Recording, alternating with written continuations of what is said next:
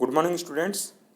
हम पढ़ रहे हैं उदारीकरण, निजीकरण और वैश्वीकरण एक समीक्षा चैप्टर 3, जो कि हमारी पाठ्य पुस्तक भारतीय अर्थव्यवस्था का है। इस चैप्टर के अंतर्गत हमने पहले से ही जो है हम पढ़ चुके हैं उदारीकरण के बारे में, उदारीकरण के बारे में पढ़ चुके हैं, और दूसरा हम इसके बारे में पढ़ चुके हैं निजीकरण के बारे में। दूसरा हम जो है निजीकरण के बारे में पढ़ चुके हैं, और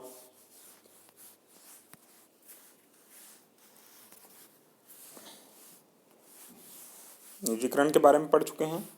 तीसरा जो हम है इसमें जो हम पढ़ चुके हैं वो वैश्वीकरण के बारे में।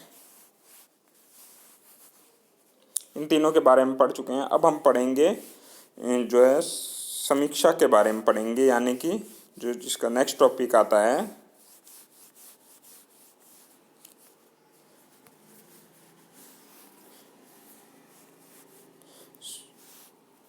सुधारकालीन भारतीय अर्थव्यवस्था एक समीक्षा। इस टॉपिक के बारे में अध्ययन करेंगे। इस टॉपिक को कवर करने के लिए जो है इस टेबल की आवश्यकता होगी हमारे को। टेबल संख्या सारणी संख्या 3.1 जो दे रखी है, इस सारणी की आवश्यकता होगी। इस सारणी जो है एक कदम पीछे चैप्टर पे दे रखी है। इस सारणी का अध्ययन करना, कैसे अध्ययन करते हैं, आप जो प्रश्न आते हैं वो इसी सारणी से आते हैं, भी आ सकते हैं इस सारणी को एनालिसिस करने के लिए। तो इस प्रकार की सारणी आपको परीक्षा के अंदर दी जाएगी, और उस सारणी को आपको एनालिसिस करके कुछ रिजल्ट्स निकालने होंगे। जैसे सबसे पहले सारणी को समझने के लिए यह आवश्यक है कि जो सारणी है वो किस टॉपिक की सारणी है, सबसे पहले ये देखना जरूरी है। हम देखना चाहेंगे, जैसा हमारा वाला ये टॉपिक है, तो ये जो सारणी है वो किस चीज़ को बता रही है? ये बता रही है सकल घरेलू उत्पाद। किसके बारे में बता रही है? सकल घरेलू उत्पाद। तो सकल घरेलू उत्पाद क्या होता है?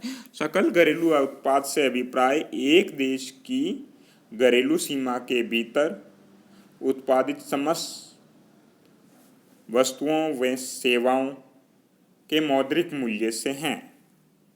आप चाहें तो इसको नोट भी कर सकते हैं। सकल घरेलू उत्पाद से अभिप्राय एक देश की घरेलू सीमा के भीतर एक वित्तीय वर्ष में उत्पादित समस्त वस्तुओं व सेवाओं के मौद्रिक मूल्य से है। ठीक है, तो यानी क्या हो गया? सकल घरेलू उत्पाद का मतलब क्या हो गया? सकल घरेलू उत्पाद का मतलब ये हो गया कि टोटल प्रोडक्शन, टोटल उत्पादन कहाँ होना चाहिए? एक देश की घरेलू सीमा के भीतर होना चाहिए। अब एक देश की घरेलू सीमा क्या होती है, यह हम मैक्रो इकोनॉमिक्स वाली किताब में या समष्टि अर्थशास्त्र की किताब में पढ़ लेंगे। उस समय में इस के बारे में और अधिक चर्चा कर लेंगे। तथा कब होना चाहिए? एक वित्तीय वर्ष के अंदर, मतलब अध्ययन करने का जो इस अपना समय होगा वो क्या होगा? एक वित्तीय वर्ष। वित्तीय वर्ष कब प्रारंभ होता है? 1 अप्रैल से प्रारंभ होता है, और समाप्त कब होता है? 31 मार्च को। यानी अगर मैं उदाहरण के तौर पे कहूँ तो अभी जो है 1 अप्रैल 2020 से वित्तीय वर्ष प्रारंभ हुआ है, और समाप्त कब होगा? 31 मार्च 2021 में समाप्त होगा। क्लियर? ओके। नेक्स्ट, अब देखिए, ये सकल घरेलू उत्पाद से संबंधित सारणी है, ये हमारे को इस ध्यान पता चल गया। लेकिन अभी भी ये है कि सकल घरेलू उत्पाद के बारे में ये किस चीज़ को बताता है? तो वो चीज़ ये जो बता रहा है, ये बता रहा है यहाँ पे, ये देखिए आप, इस चीज़ को देखने से हमारे को पता चल जाएगा कि ये किस चीज़ को बता रहा है। ये बता रहा है समवृद्धि दर को। किसको बता रहा है? समवृद्धि की दरों को बता रहा है। समवृद्धि की दर को बता रहा है, और किस में बता रहा है समवृद्धि दर को? ये बता रहा है प्रतिशत के रूप में। किस में बता रहा है? परसेंटेज के रूप में बता रहा है, प्रतिशत के रूप में बता रहा है। क्लियर हो गया? ओके। नेक्स्ट हम आगे आते हैं इसके अंदर। अब देखिए समवृद्धि दरें जो हैं वो अलग अलग सेक्टर की अलग अलग दे रखी है। ठीक है, कृषि क्षेत्र की दे रखी है, उद्योग क्षेत्र की दे रखी है, सेवाओं क्षेत्र की दे रखी है, और उसके पश्चात टोटल दे रखी है, तीनों की मिला करके दे रखी है। क्लियर। समृद्धि दरों को यदि अगर हम देखते हैं तो देखने से हमें ज्ञात होता है कि जो समृद्धि दर है 1981 में जो ये समृद्धि दर थी वो 5.6 थी। क्लियर।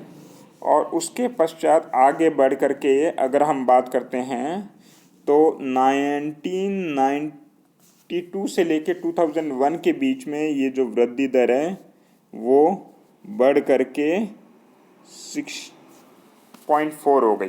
देखिए, तुलनात्मक अध्ययन करना है, मतलब ईयर भी ध्यान रखना है और उसकी वृद्धि को ध्यान रखना है, उसके साथ साथ में करना है। अगर हम इस तरीके से देखते हैं तो जो ये समृद्धि दर है वो हमारी 5.6 से बढ़कर 6.4, 6.4 से बढ़कर के 7.8 और 7.8 से बढ़कर के 8.2 हुई।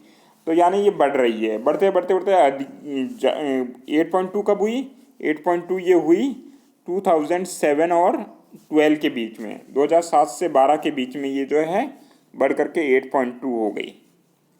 अब जो आता है इसके अंदर अध्ययन करने का जो क्वेश्चन आ सकते हैं, जो देखिए अगर आप देखते हैं कि समृद्धि दर को अगर हम देखते हैं तो पिछले मतलब 2015 तक कितने दशक हो जाते हैं? मतलब हमने आर्थिक सुधार कार्यक्रम कब लागू किए थे? 1990 में लागू किए थे। तो 90 से लेकर के 15 तक कितना दशक बन जाते हैं? दशक मतलब 10 साल का, एक साल 10 वर्षों का एक ग्रुप एक दशक कहलाता है। तो 90 से 20 लेकर के 2000 तक एक दशक हो गया, और 2000 से लेकर के 90 से लेकर के 2000 तक एक दशक हो गया। और उसके बाद में आगे अगर हम चर्चा करते हैं तो 2000 से लेकर 2010 तक 2 दशक हो गए, और उसके पश्चात और आगे चर्चा करते हैं तो 15 तक जाते हैं तो क्या होता है हमारा 2.5 दशक हो जाता है। क्लियर। तो अभी हम जो अध्ययन कर रहे हैं तो 2.5 दशक की अध्ययन कर रहे हैं। आपकी किताब के अंदर जो प्रिंटेड है वो 1.5 दशक है, जो कि उस समय पुरानी किताब के हिसाब से वो लिखा हुआ है, उसमें सुधार करने की आवश्यकता है। ओके। तो अब जो हम अध्ययन कर रहे हैं तो इस अध्ययन के अंतर्गत हम देखते हैं कि जो हमारी समृद्धि दर है वो 5.6, 6.4,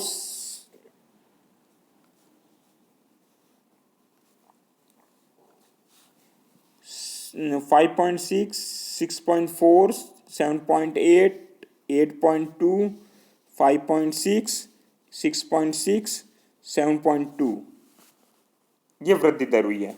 तो इन वृद्धि दरों पर प्रश्न पूछा जा सकता है। ये टेबल दे रखी होगी आपको, और टेबल देने के बाद में एनालिसिस कर के बताना होगा आपको कि जैसे अभी मैं प्रश्न पूछूं आपसे कि अधिकतम समृद्धि दर कौन से वर्ष में रही, तो आपका उत्तर होगा कि 8.2, जो कि वर्ष 2007 से लेकर के 2012 तक रही।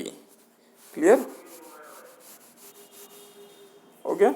ये चीज आई समझ में? तो इस तरीके से क्या होगा, प्रश्न आ सकता है। दूसरा प्रश्न ये आ सकता है कि समृद्धि दर जो है वो कब तक बढ़ी और उसके पश्चात घटी।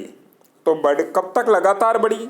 लगातार बढ़ी जो देखते हैं हम, तो लगातार बढ़ने का जो अगर हमारा देखते हैं अपन, तो हम देख सकते हैं कि 5.6 से लेकर के 8.2 तक बढ़ती रही है, उसके पश्चात ये कम हो गई है। क्लियर। फिर उसके बाद में वापस बढ़ने लग गई है। तो ये हो गया। अब प्रश्न इतना सिंपल नहीं आएगा कि ये बढ़ी और ये कब कम हुई। प्रश्न ये आएगा जैसे 2007 या 2012 तक जो समृद्धि दर है वो बढ़ी, तो वो किसके कारण बढ़ी, मुख्य कारक क्या था उसके बढ़ने का। तो मुख्य कारक क्या था ये बताने के लिए हमारे को क्या करना पड़ेगा, हमको अध्ययन करने के लिए मुख्य कारक कौन सा था, इस चीज़ का अध्ययन करने के लिए हमारे को जो है इस टेबल को ध्यान से अध्ययन करना पड़ेगा। इस टेबल के अंदर अध्ययन करने पे हम प्राप्त पाते हैं कि इतना चाहिए ना, हाँ। तो अध्ययन करने पर हम प्राप्त करते हैं, देखिए कि जो है 5.6 जब ये वृद्धि दर थी तो उस समय में कृषि क्षेत्र, देखिए कृषि क्षेत्र 3.6 था और 7-12 तक 8.2 आई है। तो कृषि क्षेत्र 3.6 से लेकर के 3.2 रहा, यानी कृषि क्षेत्र में गिरावट आई है। क्लियर। उद्योग क्षेत्र को देखते हैं, उद्योग क्षेत्र को देखते हैं तो 7.1 था, जो 7.1 से बढ़ करके 7.4 हुआ है, मामूली सी वृद्धि हुई है। ठीक है। और सेवा क्षेत्र को अगर हम देखते हैं तो वो 6.7 था, जो बढ़ करके 10% हो गया है। इसका मतलब कि वृद्धि का जो मुख्य कारक हुआ, इम्पोर्टेंट कारण हुआ, वो कौन सा? न तो कृषि हुआ, न उद्योग हुआ, और हुआ कौन सा? सेवा क्षेत्र। यानी सेवाओं के कारण या सर्विस सेक्टर के कारण ही जो है, इसके कारण ही ये जो देखिए, ये जो इसके कारण ही ये वृद्धि है, जो इतनी अधिक वृद्धि प्राप्त हुई है भारत को। तो इस प्रकार से ये क्लियर हो गया। तो यानी क्वेश्चन क्या आएगा? क्वेश्चन ये आएगा कि सबसे अधिक 2007-12 तक जो है आर्थिक समृद्धि दर में वृद्धि कितनी हुई, कितनी वृद्धि हुई? तो आप बता सकते हैं, देखिए वृद्धि कितनी हुई, ठीक है ना, वृद्धि कितने प्रतिशत हुई? 8.2% वृद्धि हुई, ठीक है ना। और अगर तुलनात्मक पूछ लिया जाए कि 1980 की तुलना में कितनी वृद्धि हुई 2012 तक, तो तुलना बोल दिया गया, तो तुलना करने के लिए बोलना पड़ेगा। देखो 5.6 और 8.2 में से, तो 8.2 माइनस 5.6 करेंगे तो कितना आ जाएगा? यानी 2.6% वृद्धि हुई। कितनी वृद्धि हुई? 2.6%।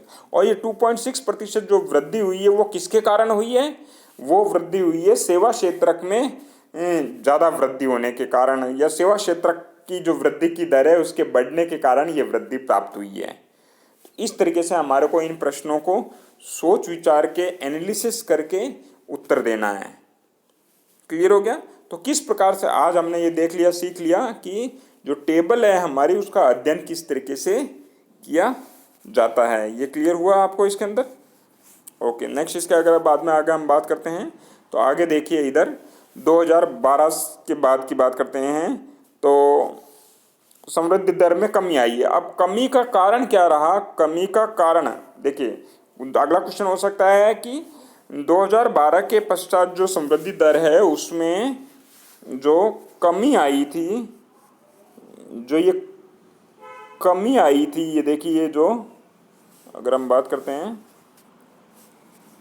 तो ये जो कमी आई है, इस कमी का कारण क्या है? तो इस कमी का अगर हमारे को कारण ढूंढना है तो कारण कहाँ से मिलेगा? कारण इसको एनालिसिस करते हैं। देखिए हम देखते हैं कि जो हमारी समृद्धि दर थी कृषि क्षेत्र में 3.6 थी। कृषि क्षेत्र के अंदर हमारी जो समृद्धि दर थी वो 3.6 थी। जो ये समृद्धि दर जो है, बाद में आगे बढ़ करके देखते हैं, हम यहाँ पे आए तो कि 3.6 से कम होकर के कितनी हो गई? 3.6 से ये कम होकर के 1.5 हो गई। यानी कि इस कमी का मुख्य कारण क्या हो सकता है? कृषि क्षेत्र के अंदर जो समृद्धि दर में अत्यधिक कमी होना ही इसका एक कारण हो सकता है। दूसरा क्या, औद्योगिक क्षेत्र भी इसका कारक रहा है? औद्योगिक क्षेत्र में यस, औद्योगिक क्षेत्र भी कारण रहा है। औद्योगिक क्षेत्र के अंदर की भी देखते हैं 7.1 था, जो 7.1 से जो है हमारी थी वो कम होकर के कितनी हो गई? 3.6 हो गई है। इसका मतलब अब देखिए तुलनात्मक दृष्टिकोण से 3.2 से 1.5 यानी 1.5% की कमी हुई लगभग, जबकि 7.4 से 3.6 का आना यानी मतलब क्या है कि यहाँ पे ज़्यादा अंतर आया है। तो इसका मुख्य कारण अगर हम देखते हैं तो मुख्य कारण, इस कमी का मुख्य कारण क्या रहा? इस कमी का मुख्य कारण रहा औद्योगिक क्षेत्र के अंदर की समृद्धि दर में कमी होना, इसका मुख्य कारण रहा। क्लियर? ठीक है। दूसरा कारण अगर हम बोलते हैं तो कृषि क्षेत्र में कमी और औद्योगिक क्षेत्र में कमी रही, लेकिन मुख्य कारण जो है, मुख्य कारण क्या रहा? औद्योगिक क्षेत्र में कमी रही। यकीनन समृद्धि जो है सेवा क्षेत्र में भी कमी आई है, लेकिन सबसे ज़्यादा जो कमी आई है वो किस में आई है? औद्योगिक क्षेत्र में आई है। क्लियर? तो इस प्रकार से हमारे क्वेश्चन टेबल को एनालिसिस करके प्रश्नों का उत्तर देना है आपको। क्लियर हो गया? नेक्स्ट, उसके पश्चात हम बता सकते हैं कि समृद्धि दर में वापस वृद्धि हुई है।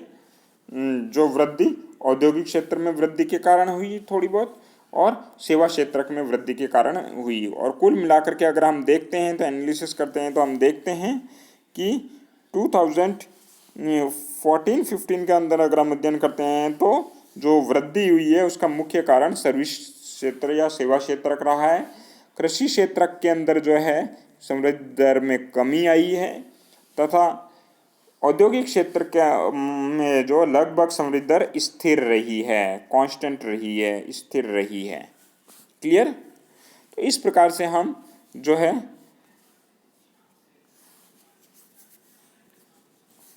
हम टेबल का एनालिसिस कर सकते हैं और